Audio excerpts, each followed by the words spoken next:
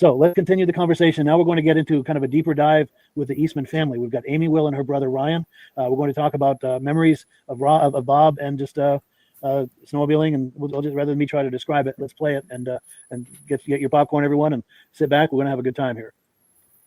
Now, would he have stories of his great grandfather, or maybe? Do you remember much of Papa? So he was in the hospital. Yeah, probably more so when he was in the hospital. Kind of, I'd say at the end of Papa's Alzheimer's battle and everything. But in the nursing home, we went to the nursing home quite a bit, and so they'd look at fish or something while we visited with Papa. And yeah. So yeah, the fact that he was, that was 12 years ago that he was a preemie baby, so 5 weeks early, and my grandpa was not scared to hold him. A lot of people were, but Papa was pretty proud. So, wow, that's amazing. Now he's 12, and I don't know, there's something else. It's a little stinky. They're eating pizza downstairs. Yeah, he's working on it. Do you ride snowmobiles at all? Yeah, kind of. When there's snow. Yeah, sure. Again, we have such a snow problem still. So yeah. The trail around our farm catches some snow, so they can ride like the 120. But I used to ride them a lot till I got in a crash with my cousin. What? Uh-oh. Jordan, he flipped it on me. Yeah.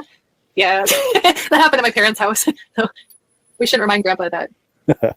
Once there's a second sled, then the racing starts, right? Absolutely. Yes. But no, they've had a lot of fun with the snowcats and everything. That's cool.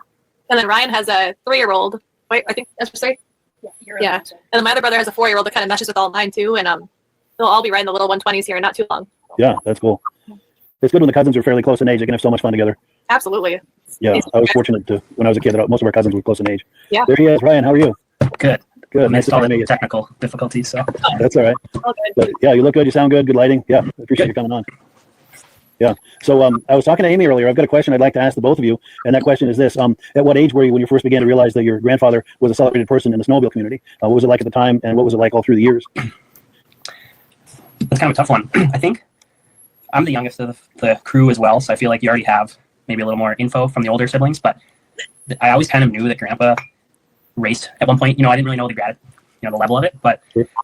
Back, so the Polaris 120, when they were first making it, developing it, basically we do a thing called PQV, like product quality verification, while they sent these home with the employees' kids. So in our case, our mother Penny, Bob's daughter, had a couple 120s at home. And that's like my first memory of like riding a 120 and being like, I'm like Papa.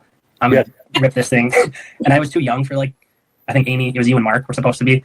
My parents, they would just put me on the field and don't hit anything. But yeah, that's like the earliest memory. So I mean, shoot, I was probably 4 or 5. So I always knew Grandpa raced for a living, but I didn't know the extent, if that makes sense. But even on that first ride, it sounds like you had a sense that you were following in his footsteps.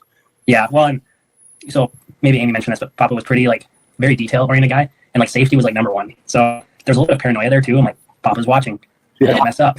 Yeah, better do it right. So, but yeah, at the same time, I was like, I'm gonna show Papa how fast I